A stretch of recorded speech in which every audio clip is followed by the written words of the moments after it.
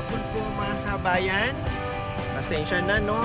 At yung huling panood nyo po mga kabayan ay na-vlog ito ni Makoy and Jacoy. Siyempre, sa hindi pa nakabisita sa channel ni Makoy and Jacoy, bisitahin po natin at suportahan po natin mga kabayan.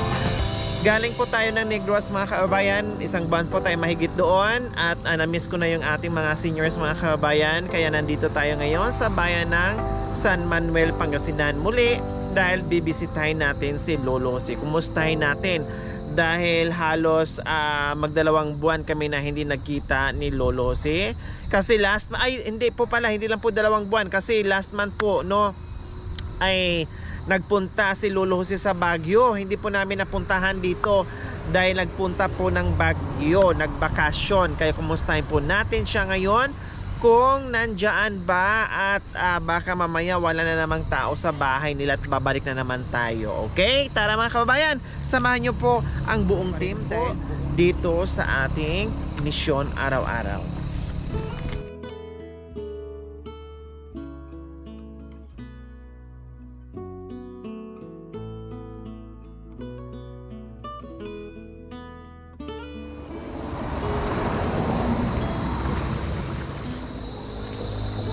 So dito po nakatira si Lolo si mga kabayan, no? Isang maliit na barong-barong, no? At isang malaking puno nandiyan siya at yan ay nagbibigay ng lilim sa kanya pag sobrang init mga kabayan. Dahil si Lolo si po mga kabayan ay hingal, no? At meron na itong sariling oxygen para pag sinusumpong sa hika, no, may mga gamit. Kaya talagang hindi nawawala ng oxygen si Lolo Jose. Kaya tara mga kabayan.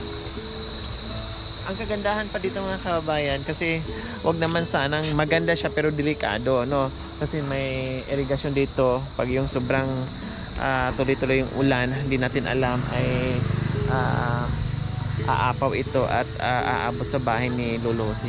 Hi Lolosi! Kumusta? I miss you so much! Saan po kayo galing? Ang tagal ninyo nawala mo yan. Kayo ay nagpunta daw ng Baguio. Pumunta kami dito ay wala po kayo. Pumunta na ako 3 araw na doon nung namatay yung pamangkin ko. Hindi rin po kayo nagtagal. Ewan po. O sige po, dito po muna tayo. Tapos kasi pumunta kami dito. Ang sabi po sa amin, nasa Baguio. Sabi ko, naku po, paano ito? Hindi natin alam kung kailan babalik si Lolo 3 araw Jose. na kami doon. Dahil may... Namatay yung pamangkin ko. So sino po ang kasama nyo nagpunta ng Baguio? Yun din po nga po ko. Si Christian. So 3 araw lang po talaga kayo doon, hindi na nagtagal. At nagkataon din po Lolo na umuwi kami ng Negros kasi nag-celebrate po tayo sa ating 2 years anniversary. Yan, nakaupo na si Lolo. Kayo po, wala kayo po. Okay lang po. Okay lang. Matibay-tibay pa naman yung tuhod. Ay, matibay-tibay yung tuhod ko pero yung sinandalan ko hindi na. Marupok na po yan. Marupok na talaga mga kabay yung bahay ni Lolo. Buti pa nung unang punta namin dito, medyo matibay-tibay pa. Saka, no? hindi pa natabunan doon. No? Bakit anong meron po dyan? Yung kawalan po dito, itinapon. May mga... Yung mga puno dito, yung galing po doon. yung galing po dito, tinapon yan. Opo, so...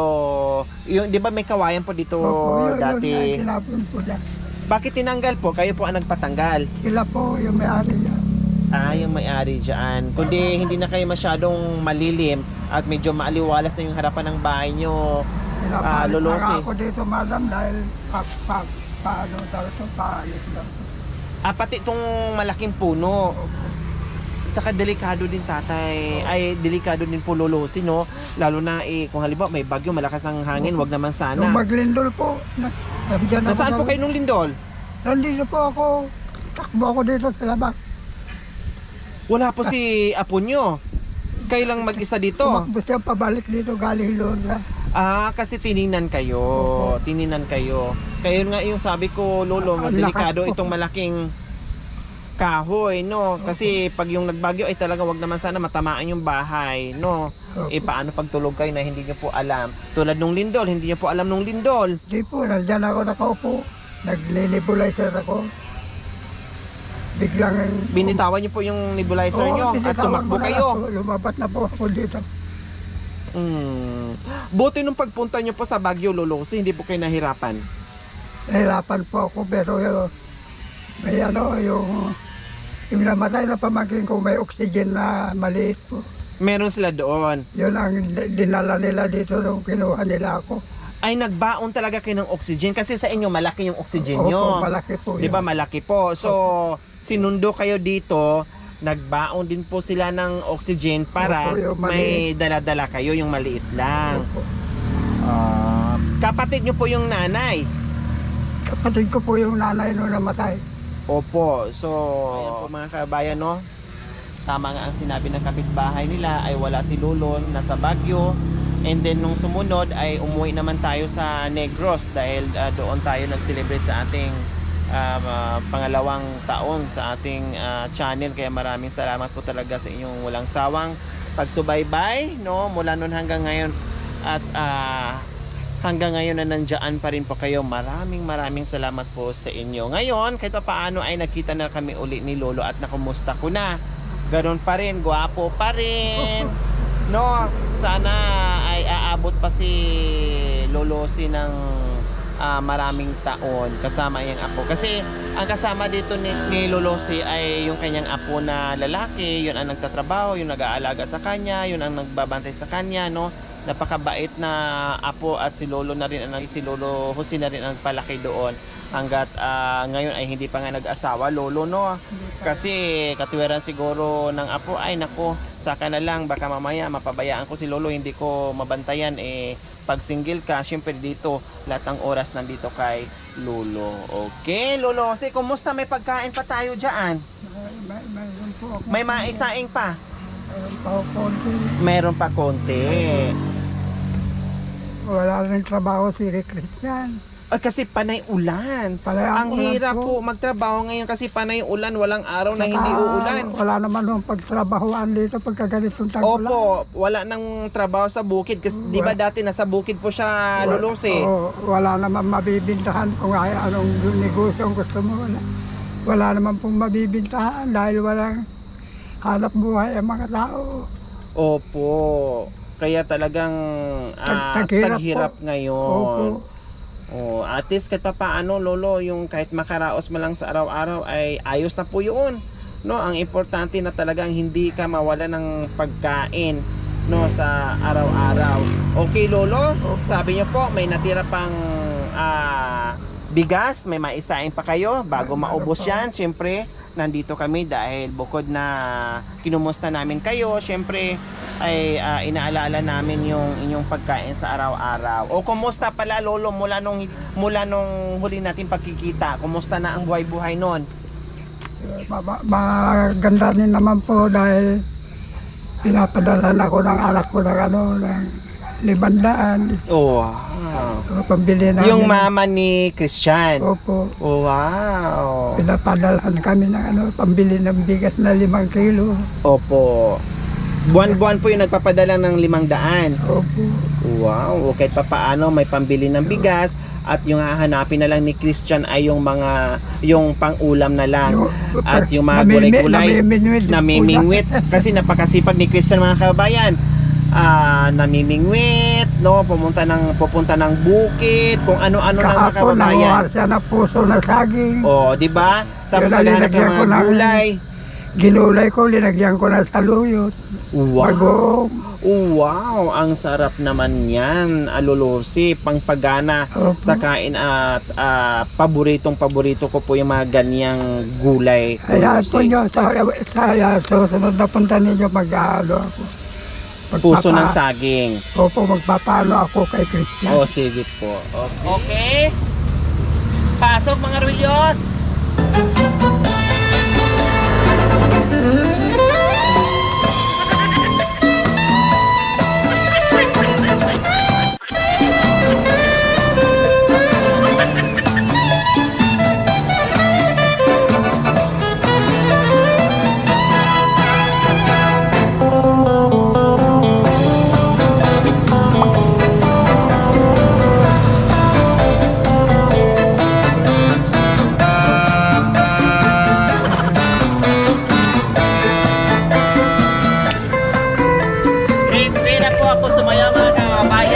nagulat ako sa mga giling-giling ni Sarge.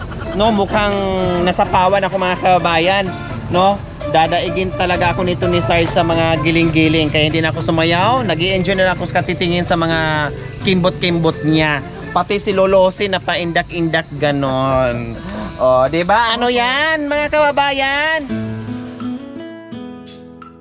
Ano pa? At meron pang assorted groceries.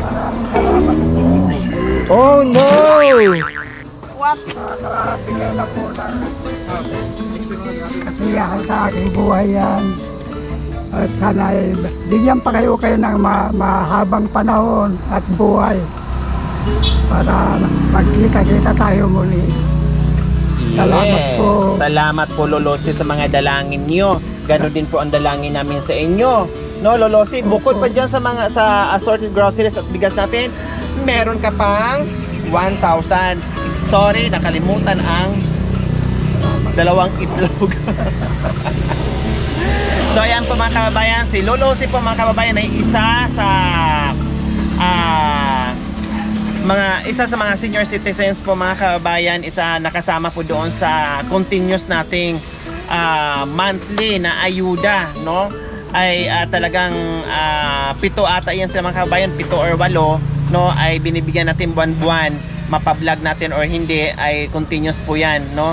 At nabalikan nga natin dito si Lolo, nagkataon po na nasa Baguio sila, no, dahil namatayan ng kaanak, pumunta doon. Akala ko nga magstay muna doon dahil may edad na si Lolo, pero 3 days lang pala sila doon, and then pumunta din tayo ng Negros, at pagbalik natin almost siguro mga 2 buwan mahigit hindi kami nakita ni Lolo, and then ngayon kahit papaano ay masaya ako at nakita ko ay masigla pa rin si Lolo Jose. Siyempre yung ating vitamins para lalong sumigla si Lolo Jose. Oh, di ba? So ayan po mga kababayan, maraming salamat po talaga. Ito po ang nagagawa ni Madam Lori Aquino Talita, no, yung kahit papaano meron tayong regular na nabibigyan, meron mang sponsor o wala, ay talagang continuous po yung pagbibigay ng ayuda sa mga tulad ni Lolo. Sabi ko po ay maraming salamat po sa mga biyayang ibinibigay ninyo sa akin na tulong. At sana po bigyan pa kayo ng mahabang panahon na mabubuhay dito sa lupa para matulungan nyo ang katulad kong isang kahig, isang tuwa. Maraming salamat po sa mga biyayang ito na binibigay nyo sa akin. Ayan, walang anuman po, Lolo, salamat sa mga dasal, no, at ganun din po sa inyo, nawa ibigyan pa kayo ng kalakasan ng katawan na hindi magkakasakit kahit mahirap yung buhay, pero lumaban lang. At swerte pa rin po kayo dahil nandiyan si Christian, yung apo nyo, at may awa ang Diyos, bigyan tayo ng kalakasan ng katawan sa araw-araw, at maraming biyaya. Nandito ako sa inyo, Lolo Jose, habang kayo ay nabubuhay, habang ako ay nabubuhay, sa abot ng aking makakaya ay nandito lang po ako sa likuran nyo. Ha, Lolo Jose, ha? Salamat po. Okay, walang anuman po, Lolo Jose, kahit papaano ay masaya ka na sa pagkikita natin muli. Opo, masaya po ako dahil nakita ko kayo lahat sa mga magkakasama.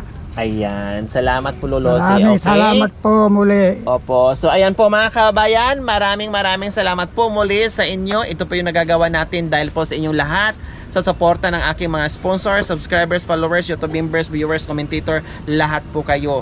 So maraming salamat po sa chance na ibinigay nyo po sa akin na makatulong continuous po, no, continuously yung ating pagtulong dito, na 7 yan sila or 8 kung hindi ako nagkakamali, na mga seniors natin na talagang nangangailangan ng suporta buwan-buwan. Maraming salamat po sa pagkakataon na pinagkaloob niyo po sa akin at sa mga tiwala niyo po sa akin. Kaya wag magsawang manood sa aking mga vlogs without skipping ads. Ganun din po doon kay Makoy, madalang nga lang nag-upload, no, pero bisitan at suportahan pa rin po natin. Maraming salamat po sa inyo. So Lolo, Opo. nawa ipagpalain tayo ng Panginoong Diyos araw-araw, nawa ibigyan pa tayo ng kalakasan ng katawan sa araw-araw, nawa ibigyan pa tayo ng mahabang buhay, pang sa ganun marami pa tayong masagip at mabigyan ng bagong pag-asa tulad ni Lolo Jose. Mga kababayan, huwag niyo pong kalimutan paki-share, subscribe sa aking YouTube channel, Lori Aquino Talita. Maraming salamat po. God bless us all.